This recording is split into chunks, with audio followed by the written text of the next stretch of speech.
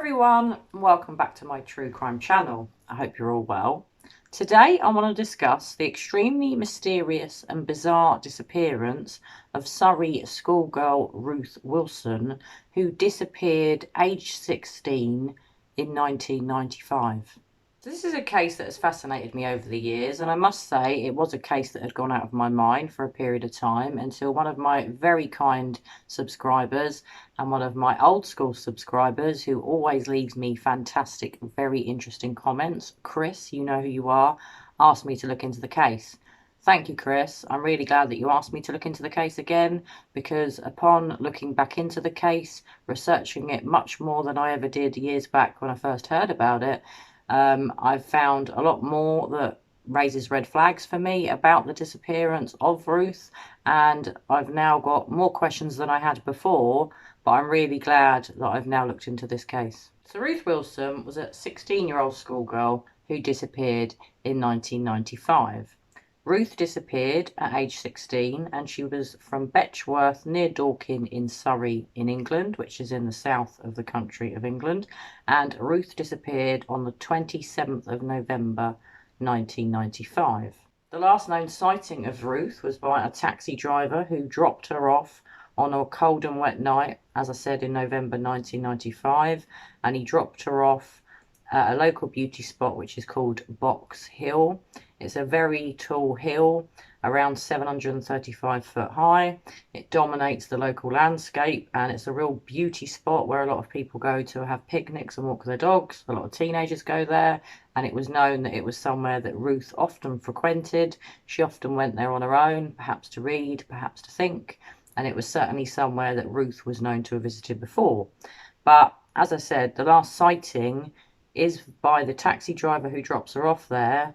And even though I'm kind of starting at the end of her disappearance, the fact that the taxi driver dropped her off and said that he watched her stand there in the rain, motionless, not moving, the taxi driver himself found it a red flag, because normally when taxi drivers drop people off, they head straight to their destination.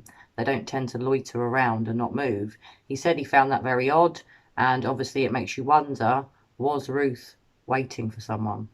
So Ruth Wilson was born on the 31st of January 1979, and she was the daughter of Ian and Nesta Wilson. Her family lived in a picturesque cottage located on Wonham Lane, as I said before, in Betchworth, Surrey, which is in England, and it's about 20 miles to the south west of London, just to give you some clarity as to where it is located in the country. Her mother was born in Wellingborough on the 1st of May 1948, was given the name Nesta Landegg by her adoptive parents. Ian and Nesta, Ruth's parents, were married in 1976 in Newport in Wales. She had a younger sister called Jenny, who was a good few years younger than her, and sadly, throughout her life, Ruth was told that her mother Nesta had died in a tragic accident. She was told that on the 4th of December 1982, her mum had fallen down the stairs to her death. So Ruth is only a few years old when she's told this, that, well, I don't know that she was a few years old. She was a few years old when this happened. Potentially when she's a few years older than 3, she's told what happened to her mother, but her father lies to her and her stepmother lies and said it was a tragic accident. Well, sadly, it wasn't an accident. It was a suicide. So I will return to Ruth's mum's tragic death further on in my video, but what I will say is that her father remarried, and he remarried a lady called Karen Bowerman, and this was towards the end of 1983. So just bear in mind here that the mother dies in 1982, the father remarries this stepmother Karen in 1983. Karen and Ian worked as teachers, and Ian, Ruth's dad, was also a local parish councillor. So they're quite a middle class sort of, normal family in England. But what I don't think's normal about that is most people that lose someone, especially to suicide or any tragic death like a car crash, something you're not expecting that's shocking, you don't tend to move on to your new wife within 1 year. Now, I know that may seem judgmental to some people, but in my opinion, if my boyfriend died, I wouldn't really be looking for anyone for the rest of my life, because we've been together a very, very long time. But a lot of people would say I'd change my mind and I'd want to be with someone. Well, I wouldn't, but that's just me. I know some people deal with grief better than others. Personally, I do not deal with grief well. When I've lost family members, I've been in quite a bad way for quite a long time, but some people can cope better with grief. So I do understand that, but it makes me wonder, as Ruth grew up as a child, did she wonder, even if she was led to believe it was a tragic accident with her mum falling down the stairs, did she wonder why her dad moved on so fast? And is this where the fascination with her mother's death and wanting to know the truth, because it obviously wasn't a tragic accident where she fell down the stairs, it was a suicide, apparently, just saying, was something that had played on her mind? Because basically her friends have come out and said, since she disappeared, in recent years, friends have been interviewed by journalists and sort of ex-police officers and detectives that are still looking into this cold case. They have said that there wasn't a happy home. She didn't enjoy living with her dad and her stepmum. She tried to run away from home before and gone and stayed at one of her friends' houses for a period of time. Friends were aware that she wanted to go away for a period of time, but she didn't say how long or where she'd be going. So it was known that she'd already run away from home. So when she ran away from home again, I guess everyone thought she'd just come back after a few days. Obviously not, because well over 20 years has passed. And where is Ruth? So I'll start with what is known about the day of Ruth's disappearance. Ruth and her sister would go to school together. Ruth was in the sixth form and she was those few years older than her younger sister. They would get the school bus to school with each other each day. They go off to get the bus, and this is the weird part where the weirdness starts. They're waiting to get the bus together, and suddenly out of nowhere, Ruth tells her sister, "I'm not going to school today," and basically starts walking off. Well, the sister doesn't really get much time to think about it because the school bus comes. So the sister goes off to school and just thinks, because it's sixth form, maybe Ruth realised she didn't have a lesson the first thing in the morning. Sixth formers do have slightly different hours of their lessons to what a normal school child would that's younger. So I think her sister didn't really think it was weird. But as you're probably all thinking, just like me, guys, that's really weird. Why would you be going to school in your uniform at the bus stop? Suddenly you change your mind. So something else I just want to point out here, guys, is that on the day of Ruth Wilson's disappearance, both of her parents, her dad and her stepmum, had already left to go to work. So what is possible by Ruth not going to school on the school bus? Could it be because she had a key for the house, her family home? She went back home to put a few extra things in the duffel bag that she's last seen with when she gets out of the taxi, not long before she disappears and vanishes off the face of the earth? Could it be that she went home to get supplies of perhaps money or additional clothing, as she was supposedly seen by a member of the public with a suitcase, although I don't know if that account has ever been verified? But the fact that the parents were definitely out, the stepmother and the father, could it be that Ruth does go back to the family home at some point that day? I don't believe that's ever been proven, but with the lack of CCTV back in 1995, it's probably quite difficult unless there were obvious signs that she'd been home by moving things around or emptying her drawers. I don't think that's ever been reported on, but it would be very interesting to know whether or not Ruth did go back home that day before she disappears. So one other thing to note about that, as I said, Ruth's father was a teacher at a local school. They had an Ofsted inspection that day, which is where a professional body goes to a school to make sure everything's above board, the kids are being taught properly, and the teachers are behaving themselves, basically. So an inspection was happening, which is very important. Her dad was probably a bit stressed about it, and apparently the last thing he ever said to Ruth was to get out of his way because he was in a hurry, and I do believe from what he has said he very much regrets that. But with the frame of mind that I think Ruth was already in, finding out how her mother had really died and that she'd been lied to all her life, I very much doubt on the day she decides to disappear what her dad said went down well. And could it be she was going to go to school that day, but what her dad said was the final straw? So something to mention now is that Ruth had had a boyfriend called Will, but they'd separated or split up a few months before her disappearance, and they were still on very good terms. They'd been out for a meal with another friend the night before she disappeared. They were still very much on good terms. Will sees Ruth by the side of the road after the school bus moves away, offers her a lift to school, She says no, she's fine, and obviously will then leave. So she had 2 opportunities to go to school, 1 with the bus, 2 with the ex-boyfriend giving her a lift. She doesn't want it, and then the story gets weirder. So at around 11:30 that morning, Ruth takes a taxi from Betchworth into Dorking, where she visits a florist. And this is where this story gets really scary, very spooky, and quite dark, in my opinion. Ruth visited a florist called Thistle's Florists, and that was on Dorking High Street, and she ordered her stepmother quite an expensive bouquet or bunch of flowers. She asked for them to be delivered 2 days later on a Wednesday, and she made sure that there was no note to be included with the flowers. Now, there's a lot of people that have different theories on the flowers. When I first heard of this case, the flowers were, talking of which, the flowers were what stuck out in my mind. I thought, wow, that was a dig at your stepmom, weren't it? You didn't like your stepmom, clearly, in my opinion. And you thought you'd send a bunch of flowers to just basically say, up yours, I'm going, and here's some flowers. Now, other people think, and it is completely plausible, sadly, that Ruth was going to take her own life, and that she knew by the time the flowers arrived with the stepmother, she would be dead, and that she knew her stepmother would never buy flowers for her grave, so she sent them so that she already had them. Now, I know that's really morbid, everybody, and very spooky, but it could be true. There aren't that many other theories around the flowers, but it was either up yours, or it was to send them, you know, so that you've got them for my funeral. There might be other theories. If you have any other ones that you can think of, guys, pop them below.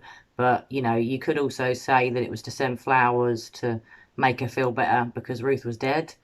I don't know. You know, I've tried to think through that one, and I can't think of many more about the flowers. I found it really bloody odd that a 16-year-old girl goes missing, is never seen again, but yet 2 days after she goes missing, flowers arrive for her stepmother with no note, so no explanation as to what they're for. It wasn't her stepmom's birthday.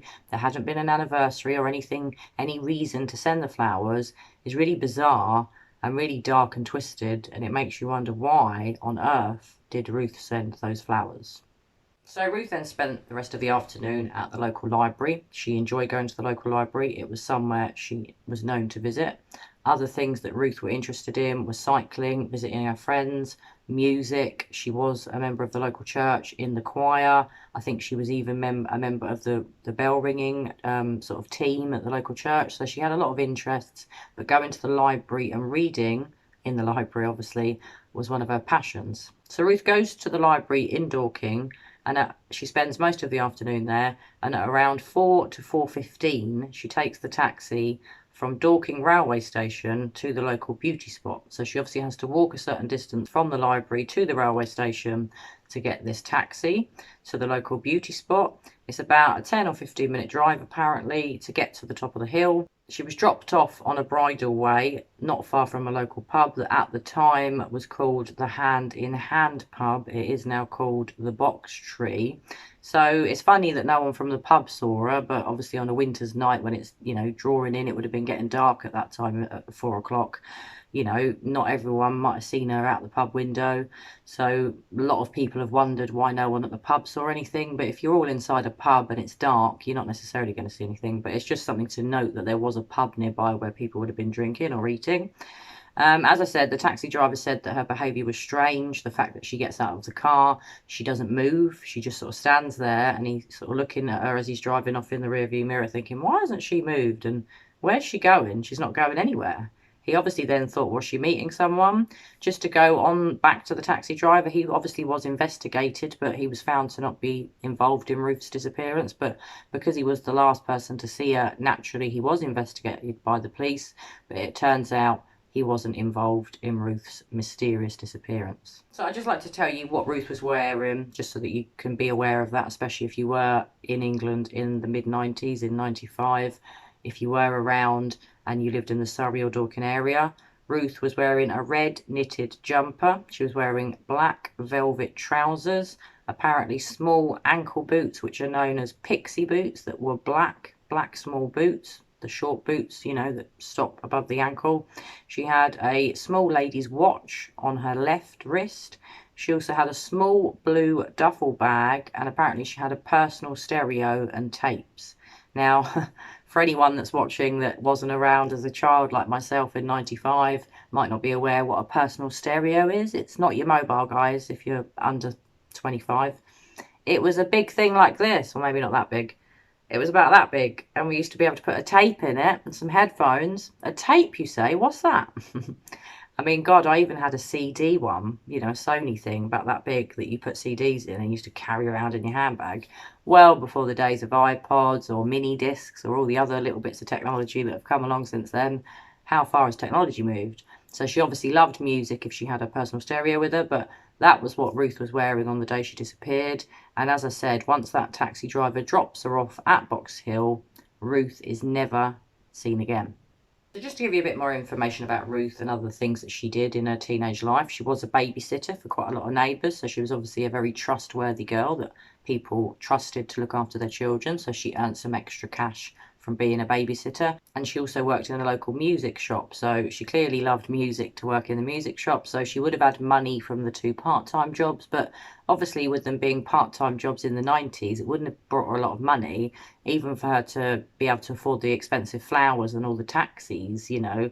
You'd wonder where she got the money from, but she did have 2 part-time jobs, which do explain the taxi and the flowers, but they don't really explain being able to save up enough money to disappear and start your own life. Now, as I said before, Ruth was quite friendly with her ex-boyfriend, and the day before she goes missing, her ex-boyfriend and another male friend go out for a meal that Ruth pays for. So again, more money was being spent on the meal along with the taxi and the flowers the next day. And she says to them that she wants to pay for the meal as something to remember her by. Now, a lot of people have took that she probably was going to take her own life, knew that death was imminent, and that she'd pay for the meal for something to remember her by. But you could also say that she was going to disappear into thin air on purpose and not die, and that was why it was something to remember her by. Either way, it's pretty chilling, isn't it? Now, going back to the death of Ruth's mother, she'd always thought throughout her life that her mum's death was suspicious. She didn't buy that she'd fallen down the stairs. I wonder, and again, as always, guys, this is just my personal opinion, so I do not mean any offence to Ruth's family, but I wonder if she had such an unhappy life with her dad and her stepmother, did she judge them for getting married a year after her mum dies? Did she wonder if their relationship was going on while her mum was still alive? Did she wonder if her dad had played any part in her mum's death? Could he have been treating her badly? Could she have suspected that it was actually a murder and not a suicide? Had she ever even suspected that it was a suicide? We don't know that. But what we do know from one of Ruth's friends is that she travelled from Surrey, where she lived, to London to go to a registry office to examine her mother's death certificate. Now, shockingly for poor Ruth, as a 16-year-old girl, she disturbed the awful truth, apparently truth, just saying, that her mum had taken her own life. Now, I'm going to be really honest with you guys. I also wonder, once she got the death certificate, did she buy the suicide? Did she see it and think, I wonder if my mum was murdered? Or did she see it and think, oh my God, you've told me my whole life my mum fell down the stairs and had a tragic accident, when really she took her own life? Did she then start to blame her father for her mum's suicide? Or did she, and this is, you know, something I've not really wanted to share, but I feel I ought to now, when you have someone in your family die by suicide, your mind plays funny tricks on you. And I'm going to try not to get upset. I lost my older brother to suicide 5 years ago. And when it happened, I've got to be honest with you guys, I thought someone had murdered him. I thought, oh my God, my big brother, my funny brother, that's the joker of the family, always looks pretty happy. He took his own life. I couldn't get my head around it. And the reason I want to share it in this video is because I want to tell you more about my life. Obviously, that's not something I wish to dwell on. It's something that still upsets me to this day. I think about my brother all the time, but when he died, my mind played tricks on me, and I didn't want to accept he'd taken his own life. In a way, it was easier for me to think someone had murdered him, which might sound really bizarre, and it may sound bizarre to other people out there that, sadly, like me, have been affected by suicide in their own families or by a friend that they've known that's took their life. Anyone that they've known, you know, you can be affected, because suicide is horrific. It leaves you scarred for life when someone you love does that to themselves. But people are in pain. So, you know, my brother obviously was in pain and was very depressed. So I don't judge him for doing it, but what I'm getting at is when I was told that he died, my brain couldn't compute that he had taken his own life. It was easier for me for a period of months until I really knew what had happened to my brother, that I presumed someone had taken his life, not him, and that it was a big cover-up. So what I'm getting at here, and the reason that I want to share this and be so upfront with you guys, is did Ruth wonder that her mum's suicide was faked, that her dad had really killed her mum? Or was it just that once she knew her mum had taken her own life and she'd been told all along that it was a tragic accident and her mother had fallen down the stairs, did she just hate her dad and stepmom for lying to her whole life? Her whole life was a lie. You know, to know that your mum had taken her life when really it was a tragic accident, or so you'd been told, must be a real head messer. Must really mess with your head. Like I said, I'm only speculating because I've been touched by suicide myself, but I also speculate and wonder, did Ruth, because she'd been lied to in the first instance about the accident downstairs, did she think that the suicide might be a lie as well? Did she think that her dad or stepmom, or just dad maybe, was involved and it was covered up to look like a suicide? I'm sorry to throw out such bizarre theories, but this is one of my theories. The minute I knew about the mother, I thought, oh, this isn't good, especially being a 16-year-old girl. Your hormones are all over the place, knowing that you've been lied to your whole life. I think she would have majorly gone off the rails. Anyone that loses a family member to suicide pretty much goes off the rails. Most people can't cope with it because it's so horrific. It messes with your head forever. It doesn't go away. And was it, you know, that Ruth couldn't deal with her mum's suicide and chose to take her own life? Or was it that, you know, she couldn't deal with the fact she'd been lied to all her life about her mum's suicide, hated her father and her stepmother, and decided to disappear? So just going back to what I was saying, I mean, obviously I'm not Ruth Wilson. I didn't know the girl. She was a very similar age to me in 95, so that's another reason why I'm very interested in this case. We'd be almost the same age now, so, you know, maybe I would have been friends with her if I'd lived near her, but I didn't live in Surrey at the time she disappeared. But I do remember hearing about this case as early as the 90s, and I actually remember it when it happened being on the news and thinking, well, this is weird. And then when I heard about the flowers, I just thought this is really weird. And then when you finally learn about the mother and the lies about her mother's death, the whole thing becomes quite bizarre, and you just begin to wonder what really happened to Ruth Wilson. So on Friday, the 1st of December 1995, 4 days after Ruth Wilson mysteriously disappeared, the police found 3 notes hidden under a bush or undergrowth on Box Hill, the location where Ruth disappeared, and nearby to the notes were found empty packets of paracetamol tablets and half a bottle of white wine.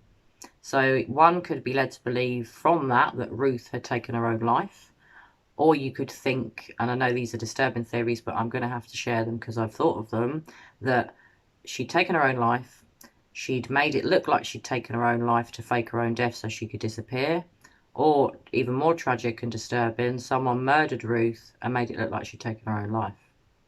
So the notes from Ruth, 3 of them, one was to a female friend, one was to a family, and one was to a boy, a friend, a boy, not a boyfriend, but a friend that was a boy, a friend that was a girl, and one to her family, I presume, her dad and her stepmum and her sister. Now, no one's ever been told what were in those notes. They've never been put in the public domain. They obviously would be very upsetting if they were suicide notes. Apparently, but it's a bit sketchy, wishy-washy, a handwriting expert did prove it to be Ruth's handwriting. Ruth's family said they believed the notes were written by Ruth, but until I can see concrete evidence that at least 3 handwriting experts looked at that, I'm not certain that Ruth wrote those notes. You know, I could make a freedom of information request to the Surrey police to ask to look at the notes on this case or the statements, and because it's still an active, so they say, after all these years, investigation that they're still looking into very occasionally, they wouldn't let me look at them, so there's no point me asking. But I don't think that Ruth wrote them notes unless she wrote the notes to fake her own death. That I may believe. So before the notes were found on December 1st, police had been searching on foot. They'd had helicopters out, they had police dogs, sniffer dogs, the whole shebang. It was a very big search that was undertaken. The whole area of Box Hill was looked at, all of the local areas, you know, the high street and the town or village that she lived in were all searched high and low. but no trace was ever found of Ruth. And in my opinion, if she took her own life there, you'd think she would have been found. But Box Hill is a massive expanse of land. There are a lot of areas that aren't really that accessible to dog walkers and walkers, people out with their children getting fresh air. So there is a chance, and it's very tragic to think that Ruth could have taken her own life up on Box Hill, and all these years later, tragically, perhaps her body's not been found. So someone that knew Ruth claimed, and it was years after she went missing, claimed and said that they saw her walking down the street after the time that she's last seen with a suitcase. Now, I don't know what street it was, but she was definitely spotted in her local village or town walking down the road with a suitcase. But when she gets out of the taxi, she doesn't have a suitcase. She just has a small duffel bag. So where's this suitcase gone? Did Ruth go somewhere from Box Hill and then be seen somewhere with a suitcase? Or could it be that the person was mistaken and it wasn't Ruth Wilson that they saw with the suitcase? Now, this particular sighting of what might have been Ruth is really bizarre and really rather bloody disturbing, and really makes my skin cold when I think about it. Exactly 1 year after Ruth goes missing, 2 miles from where she goes missing, so 1 year has passed since she's disappeared, 2 miles from where she disappeared, a young woman enters a newsagent's in Dorking. As I said, on the anniversary, she's captured on CCTV, which I am going to include for you now, guys, and asks the newsagent to buy every copy of every local newspaper. Now, every local newspaper that day had Ruth's story on it about how she'd been missing for a year. And when she asked about one particular newspaper that the newsagent didn't give her, she asked if they had it in stock, and the newsagent had to say, no, I'm sorry, that particular newspaper is sold out. Apparently, upon hearing this, what might have been Ruth, or it was definitely a young woman matching Ruth's description and age, other than she looked like she had shorter hair than Ruth had had the year before when she disappeared, the woman became visibly upset. She started to cry and was very emotional, took the newspapers that she was able to buy and left the shop. Now, Ruth's family have since seen the CCTV, or they did many years ago, and they believe it was Ruth. So if that was Ruth 1 year later, she clearly didn't take her life that day. But if it was Ruth 1 year later, where had she been for the previous year? So in 2006, Ian, Ruth's father, wrote her an open letter. Now, I've read it before, and I've never really felt very good about it. It didn't sit well with me for a father of a missing teenage girl. I know she's not a teenager now. She'd be in her 40s if she was still around. But the letter doesn't sit well with me. It raises many red flags, and I'll be really upfront and honest, as I always am with you guys. I think her father's a narcissist. I know that's probably not going to go down well with some people, but I will read you the statement. I'm potentially going to be doing a separate video, a very long video, analysing every word that he gives, but I'll give you a brief overview of it in this video, because this video is mostly about Ruth's disappearance. But her father's words in this open letter to her disturbed me when I first read it. And the more I've read it, they disturb me further, and I will explain why once I've finished reading it to you. So the letter from Ruth's father, Ian, to Ruth begins. We still have the presents we bought for you for Christmas in 1995. They're safe in a drawer, waiting for you to come back. Though I expect your tastes have changed so much you'd probably laugh at the music and clothes. Though the house is too large now, your sister Jenny has moved out. We can't bear to move. It's your home, after all. Your disappearance is still a mystery. You were confident, independent-minded, and apart from the usual teenage frictions, seemed so happy at home. You can imagine our terror and how we searched month after month. I trawled London, hoping against hope I'd find you. We wondered if you had a secret, but your filofax revealed nothing. The police discovered you had visited Box Hill before, but we don't know why. There have been many false leads. Every time our spirits are raised, only to be dashed again. It's torture. Even now I find myself driving past bus stops and staring. Could that young woman, you're 27 now, be you? So a lot of you are probably going to think I'm really mean, but I'm sorry. He victim blames throughout. There's, no, I miss you, Ruth. We think of you all the time. Where did you go? Please come home. Just send us a message that you're all right. Where's the urgency to find his daughter? I appreciate this is 11 years later, this letter is written, but There's still no urgency to find Ruth. Why is that? So I'm just going to run through it briefly, but I am hoping to do a separate video analysing the statement because it's a very interesting statement from a missing person's parent. So at the start, we still have the presents we bought for you for Christmas in 1995. They're safe in a drawer. Why on earth would you start a statement, open letter to your missing daughter, talking about presents in 95, 11 years later? Not, I miss you, Ruth. I think about you every day. I wish you'd give us a sign that you're all right. I'm so sorry if I did something wrong to upset you. Please come home. Make contact, even if anonymously, to the missing persons charity, but let me know you're okay. You're my daughter and I love you. I miss you. Where is that? No, let's talk about Christmas presents. So, sorry, red flags. This doesn't sit well with me, and it's only the first paragraph. So I'm just going to skip ahead a bit here. I'm not going to analyse the entire statement, but this bit. Though the house is too large now, your sister Jenny has moved out. We can't bear to move. It's your home after all. Really? That don't sit well. A lot of people might think I'm nuts saying all this, but this statement has never sat well with me. It's your home after all. Like, not... There's nothing nice about that. I know it's a man writing the statement and not a woman, not her mother, but there's no warmth or love. It's just almost as if, you know, well, we're still stuck in this house because we can't bear to leave because you didn't bother to come home. Your sister's moved out now and we can't bear to move. Poor us. It's all about me and your stepmom. Poor us. So your disappearance is still a mystery. You were confident, independent-minded, and apart from the usual teenage friction, seemed so happy at home. You can imagine our terror as we searched month after month. I trawled London hoping I'd find you. So this bit's a bit weird. Your disappearance is still a mystery.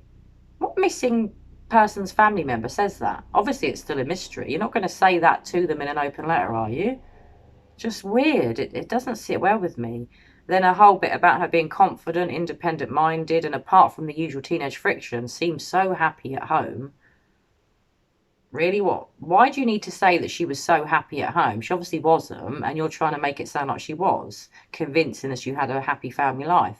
You don't need to do that if you've not got any guilt surrounding your daughter's disappearance, in my opinion. So this bit, you can imagine our terror and how we searched month after month. So poor dad, poor stepmom, their terror. What about Ruth's terror?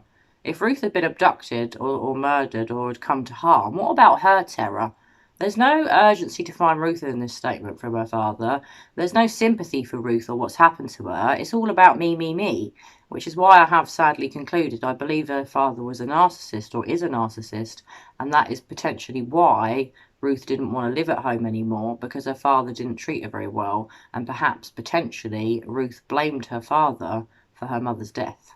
Now, just going back to this bit, and this is for my younger viewers, all of you old gits like me won't need this explaining to you, but for anyone that's under the age of maybe 30, potentially, I'd guess, this bit, we wondered if you had a secret, but your filofax revealed nothing. Now, just to explain what a filofax is if you don't know, back in the 90s, we used to have these things that are about that wide, about that big, the size of a book basically. You'd write all your phone numbers in. This was before the days, I'm pointing at my mobile over there, this is before the days of mobile phones. You'd have all your friends' addresses and names, phone numbers in there.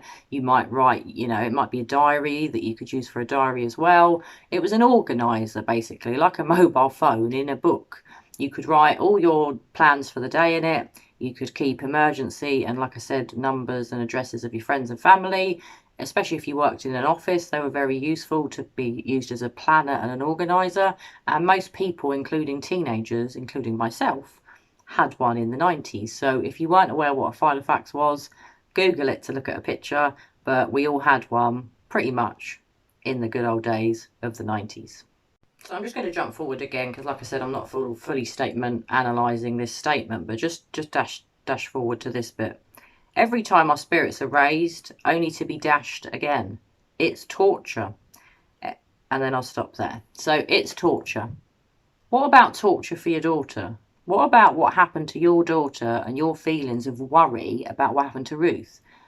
That statement just says to me, torture, poor me, your poor stepmom, and we still have to be in this house, and oh, your sister's moved out, and oh, you know, they're mentioning about the tensions at home as a teenager and trying to convince that they were a happy family when it is pretty much known by all of Ruth's friends that They really weren't a happy family. So sorry about that, guys. I didn't really want to make this into a statement analysis video, but as you know, I can't help myself because it is my passion, analysing statements. So I see red flags from the father. I can see why, as a 16-year-old girl who just found out how her mother had potentially died because of suicide, or is, I know it does say on the death certificate, but it still could have been a murder that was covered up. I'm just saying that does happen. But whatever, she'd been lied to her whole life. I don't think she had a happy family life with her dad and her stepmom, besides knowing about how her mum had died and the fact she'd been lied to her whole life. She'd split with the boyfriend a few months before, although apparently that wasn't affecting her, sorry.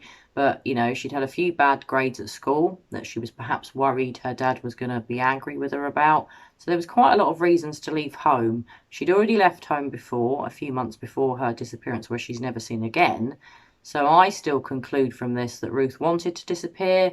Obviously, age 16, to get a new identity, have enough money to just disappear off the face of the earth is quite difficult. But if you knew the right people, or someone you knew the right person, it could happen. So something else to consider here, guys. In 1995, not many people had mobile phones. The odd person did, but they didn't have the internet on them. Ruth visited the library that day and often visited the library, and the internet in 95 was in its infancy. There was only around 2,000 sites in 95 compared to the billions that there are now. So I'm wondering, was the internet available on the library where Ruth was visiting? And could she have been talking to someone in a chat room? There were a lot of chat rooms and forums when the internet first started in the 90s. Could she have met someone online? Or putting the internet to one side, because we're not sure what sort of, you know, facilities were in that library, whether a computer with the internet on back in 95. Could she have just met a man or a woman or a person in the library that she potentially met the day she disappeared? So there are many theories, so just to run through them. Did Ruth take her own life? Was Ruth murdered? Was she abducted and obviously murdered? So that's another one within one. Did she fake her own death? Could she have had a tragic accident up on Box Hill? There are quite a lot of theories here. I personally think that she wanted to disappear and disappeared of her own accord. I do and understand why a lot of people think she took her own life, but find it weird that those notes were found 4 days after she goes missing, when there'd been a huge search. Now, okay, they could have been missed, but I wonder if they were planted there by Ruth, or more sinister, I guess, and I do wonder as well, could she have been murdered and someone tried to make it look like a suicide? So I'm sorry this has been such a long video, guys. I hope you've all stuck with me to the end, but there's so much to Ruth's case and I could have made it even longer, but I wanted to try and condense it down into a decent amount of time so that I gave Ruth justice.